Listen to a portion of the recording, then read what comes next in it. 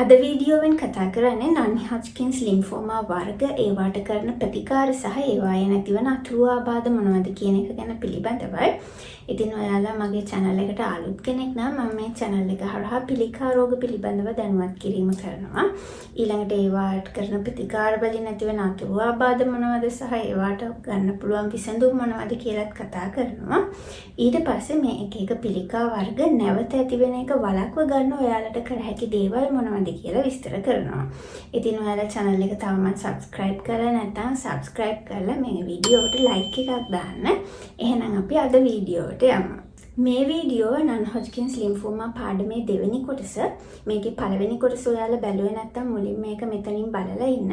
මොකද ඒ වීඩියෝවේ තමයි මම මේ non-Hodgkin's lymphoma කියන්නේ මොකද්ද, ඊළඟට ඒකේ පූර්ව රෝග ලක්ෂණ සහ ඒක හරියටම හඳුනාගන්නේ කොහොමද කියන එක ගැන පැහැදිලි කරේ. ඉතින් අන්න ඒ වීඩියෝ මුලින්ම බලලා ඔයාලට මේ වීඩියෝ බලන්න පුළුවන්. ඉතින් මේ non-Hodgkin's lymphoma වලට කරන ප්‍රතිකාර වර්ග ඔයාගේ non-Hodgkin's lymphoma එකේ subtype එක මත රඳා පවතිනවා. ඔයාට තියෙන්නේ ඊටාම හිමින් වර්ධනය වෙන non-Hodgkin's lymphoma වර්ගයක් නම් සමහර විට වෛද්‍යවරුන් එකපාරටම ප්‍රතිකාර කරන එක ආරම්භ කරන්නේ නැහැ. ඔයාව ටික කාලයක් දැඩි අධීක්ෂණය යටතේ තියාගෙන ඉන්නවා. ඔයාට මොනවා හරි අලුතෙන් රෝග ලක්ෂණ ඇති වෙනවද? ඒ රෝග ලක්ෂණ කාලයක් තිස්සේ වර්ධනය වෙනවද කියලා. අපි මේක watch and wait approach එක ලෙස හඳුන්වනවා. නමුත් ඔයාට තියෙන්නේ ඊටාම වේගයෙන් වර්ධනය වෙන non-Hodgkin's lymphoma වර්ගයක් නම් අන්න එතකොට ඔයාගේ ප්‍රතිකාර වහාම ආරම්භ කරන එක කරනවා. ඉතින් මේ ප්‍රතිකාරවල මූලික අරමුණ තමයි ඔයාගේ පිළිකාව සම්පූර්ණයෙන්ම අයින් කරලා ලෙඩාව සහ මුලින්ම සුවාතට පත් කරන එක. නමුත් සමහර අවස්ථාවලදී ඒක ඒ විදිහටම නොවෙන්න පුළුවන්. ඒකට හේතුව තමයි මේ ප්‍රතිකාරවල සාර්ථක අසාර්ථක භාවය සමහර සාධක මත තීරණය වෙනවා. උදාහරණයක් විදිහට ඔයාගේ වයස. ඔයාගේ වයස අවුරුදු 60ට වඩා වැඩි නම් සමහර විට මේ ප්‍රතිකාර තරම් සාර්ථක නොවෙන්න පුළුවන්. ඊළඟට ඔයාගේ පටක හානි වෙලා තියෙන ප්‍රමාණය. අපි LDH කියන ටෙස්ට් එකෙන් ඔයාගේ පටක කොයිතරම් හානි වෙලා තියෙනවද කියලා පරීක්ෂා කරනවා. ඉතින් මේ LDH ගේ ඊටාම වැඩි නම් ඔයාගේ පටක හානි වෙලා තියෙන ප්‍රමාණය වැඩි. අන්න එතකොටත් මේ ප්‍රතිකාර වර්ග ඊතරම්ම සාර්ථක නොවෙන්න පුළුවන්. ඊළඟට තුන්වෙනි කාරණාව තමයි ඔයාගේ ස්ටේජ් එක. ඔයා ස්ටේජ් 1 හරි ස්ටේජ් 2 වලට සාපේක්ෂව ඔයා ඉන්නේ ස්ටේජ් 3 හරි ස්ටේජ් 4 කියන කැටගරිස් වල නම් සමහර විට මේ ප්‍රතිකාර වර්ග ඊතරම්ම සාර්ථක නොවෙන්න පුළුවන්. ඊළඟට අවසාන කාරණාව තමයි ඔයාගේ ECOG ස්කෝර් එක මතත් මේ ප්‍රතිකාරවල සාර්ථක අසාර්ථක භාවය තීරණය වෙනවා. මොනවද මේ ECOG ස්කෝර් එක කියලා කියන්නේ? non-Hodgkin's lymphoma තියෙන රෝගියෙකු එයාගේ ක්‍රියාකාරී මට්ටම, ඊළඟට එයාට කොයිතරම් දුරට තනියම එයාගේ වැඩ කටයුතු ටික කරගන්න පුළුවන්ද කියන සාධක මත එයාව මේ ECOG ස්කෝර් කියලා කාණ්ඩවලට වෙන් කරලා තියෙනවා. ඉතින් ඔයාලට ECOG ස්කෝර් එක මෙන්න මේ විදිහට බලා ගන්න පුළුවන්. මේ ECOG ස්කෝර් 0 කියලා අදහස් කරන්නේ එයා සම්පූර්ණයෙන්ම ක්‍රියාකාරී. එයාට අර පිළිකාව හැදෙන්න කලින් එයා හිටපු මට්ටමේම එයා ක්‍රියාකාරීව ඉන්නවා කියන එක. ඊළඟට ECOG ස්කෝර් 1 එකෙන් අදහස් කරන්නේ එයා ක්‍රියාකාරී, එයාට ඇවිදින්න එහෙම පුළුවන්. නමුත් අර කලින් කරා වගේ එයාට වැඩිපුර බර වැඩ එහෙම කරන්න බෑ. ඊළඟට ECOG ස්කෝර් 2 අදහස් කරන්නේ එයා ක්‍රියාකාරී, එයාට තනියම එයාගේ වැඩ ටික කරගන්න පුළුවන්. නමුත් අර රස්සාවකට ගිහිල්ලා වැඩ කරනවා වගේ එයාට වැඩ කරන්න බෑ. ඊළඟට ECOG ස්කෝර් 3 අදහස් කරන්නේ එයාට තියෙන ලිමිටඩ් ක්‍රියාකාරී මට්ටමක්. ඒ කියන්නේ වැඩිපුර ක්‍රියාකාරී නැහැ. එයාගේ වැඩ කටයුතුත් එයාට හරියට කරගන්න බෑ. ඒ වගේම තමයි එයා ඇහැරිලා ඉන්න වෙලාවෙන් 50%කටත් වඩා වැඩි ප්‍රමාණයක් එක්ක එයා ඇඳේ හාන්සි වෙලා ඉන්නවා. එහෙම නැත්නම් වාඩි වෙලා ඉන්නවා. ඊළඟට ECOG ස්කෝර් 4 අදහස් කරන්නේ එයා සම්පූර්ණයෙන්ම අක්‍රිය වෙලා ඉන්නේ. එයාට එයාගේ වැඩ කටයුතුවත් හරියට කරගන්නම බෑ. ඒ වගේම තමයි එයා ඇඳේ හාන්සි වෙලාම තමයි ඉන්නේ. හරි, දැන් අපි මේ non-Hodgkin's lymphoma වර්ග සහ ඒවට කරන ප්‍රතිකාර මොනවද කියලා බලමු. මම ප්‍රධාන non-Hodgkin's lymphoma වර්ග 6ක් ගැන මෙහිදී කතා කරනවා. නමුත් මේකට අමතරව ඉතා සුළුවෙන් හරි ඇතිවෙන තවත් non-Hodgkin's lymphoma වර්ග තියෙනවා. පළවෙනි එක තමයි diffuse large B-cell non-Hodgkin's lymphoma කියලා කියන්නේ. අපි මේක කෙටියෙන් DLBCL ලෙස හඳුන්වනවා. මේක තමයි බහුලවම දකින්න ලැබෙන non-Hodgkin's lymphoma වර්ගය. මේක බොහෝ වෙලාවට ඇති වෙන්නේ ඔයාගේ බෙල්ලේ හරි උදරයේ හරි තියෙන වසාගැටතිවල. ඉතින් මේ ලිම්ෆෝමා එකට කරන ප්‍රතිකාර වර්ග ටික ඔයාලට මේ විදිහට බලා ගන්න පුළුවන්. ඊළඟට දෙවෙනි එක තමයි T-cell lymphoblastic lymphoma කියන එක. අපි මේක කෙටියෙන් TLBL ලෙස හඳුන්වනවා. මේක තමයි පොඩි ළමයි අතර බහුලවම දකින්න ලැබෙන ලිම්ෆෝමා වර්ගය. ඉතින් මේකට කරන ප්‍රතිකාර ටික acute lymphoblastic leukemia. ඒ කියන්නේ ALL වලට කරන ප්‍රතිකාර වලට සමානයි.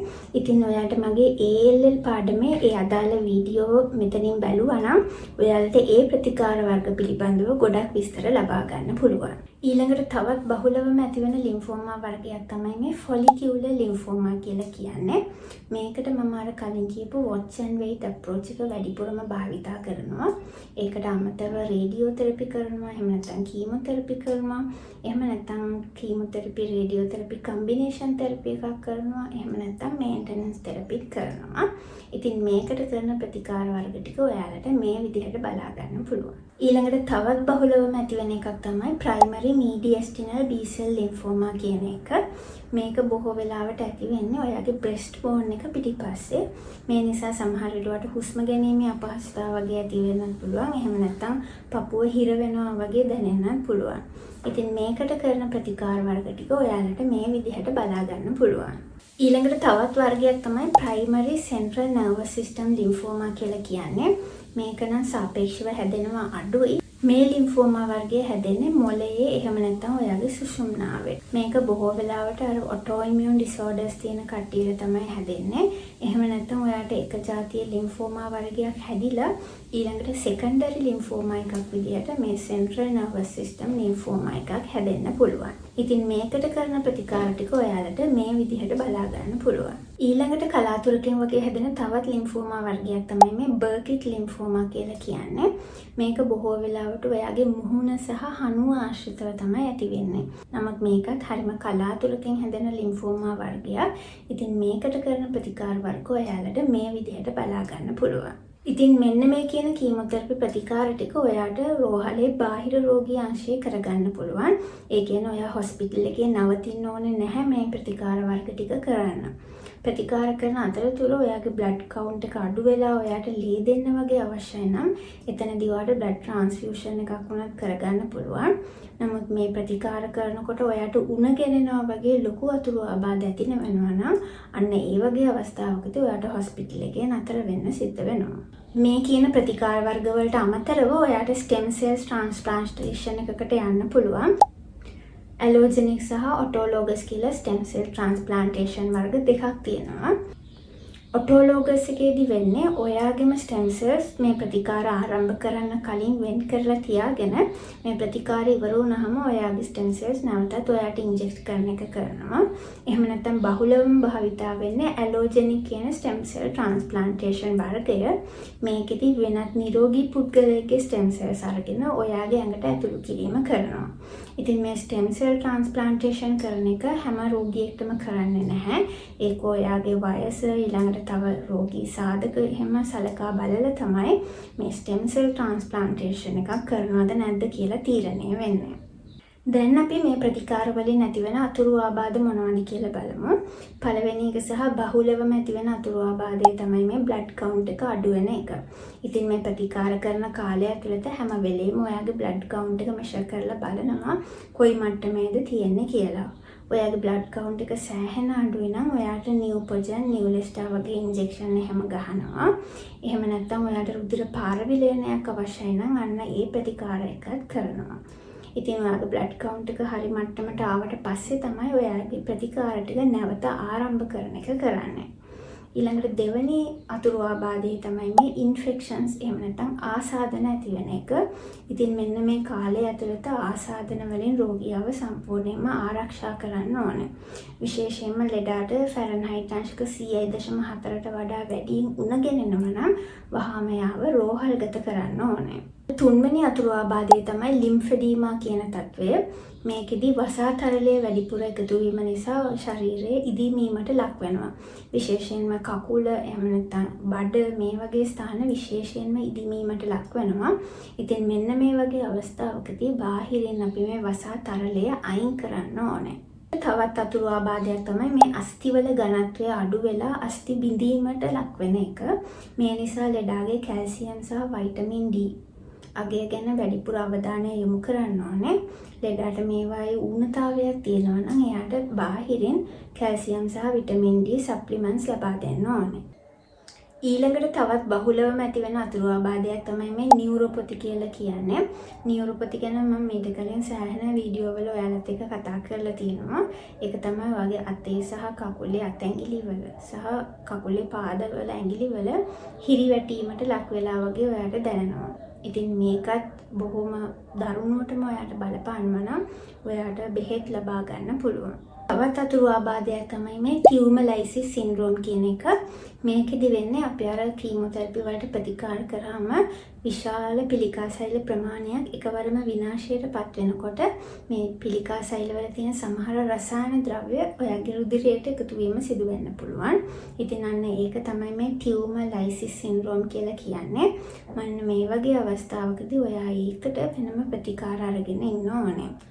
මෙන්න මේ කියන අතුරු ආබාධ වලට අමතරව අර සාමාන්‍යයෙන් නැතිවෙන ඔක්කාරය, වමනය, පාචනය, ඊළඟට මලබද්ධය, කටේ තුවාල ඇති වෙන එක මේ වගේ අතුරු ආබාධ ඇති වෙන්න පුළුවන්. මෙන්න මේ ටික තමයි කෙටි කාලීන අතුරු ආබාධ විදියට ඇති වෙන්න පුළුවන් අතුරු ආබාධ. නමුත් සමහර දිගු කාලීන අතුරු ආබාධ තියෙනවා. මේකෙන් මෙන්න මේ ප්‍රතිකාර වලින් හෘදයාබාධය කියන්නේ heart attack ඇතිවීමේ ප්‍රවණතාවය වැඩි කියලා හොයාගෙන තියෙනවා. ඉතින් මෙන්න මේ ටික තමයි non-Hodgkin's lymphoma සම්බන්ධයෙන් ඔයාලා දැනගත යුතු කරුණු. ලබන සතියේ වීඩියෝ එකේ මම Hodgkin's lymphoma කියන්නේ මොනවද කියන එක ගැන කතා කරනවා. එහෙනම් අපි ලබන සතියේ තවත් වීඩියෝ එකකින් හමු වෙමු.